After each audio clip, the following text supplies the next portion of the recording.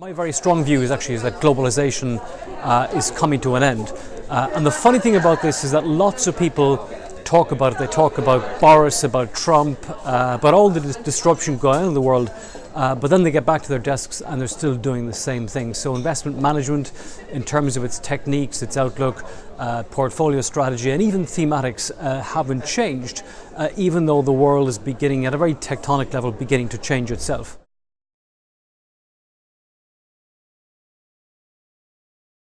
Globalisation is changing.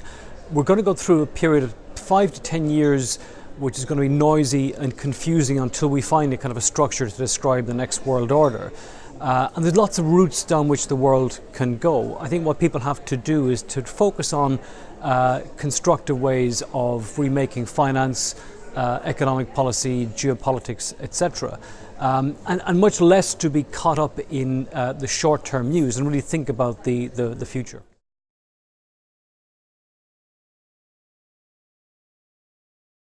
There are lots. I mean, if you take debt, for example, debt levels today are the highest they've been since the Second World War, and then going back to the Napoleonic Wars. And then that begs the question, what do you need to do to reduce debt levels? We can't grow out, inflation is too low, and I think there's going to have to be some kind of big debt restructuring. Also, against the big span of history, central banks are too powerful. They play too big a role in the world economy, and they have, I think, to recognise that QE has gone too far, and that's not the solution to many of the world's economic and other political problems.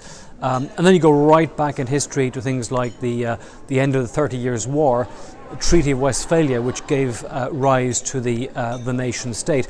And that's the kind of thing at this level that's relevant today, because the notion of the state, the region, superpowers is really being tested today.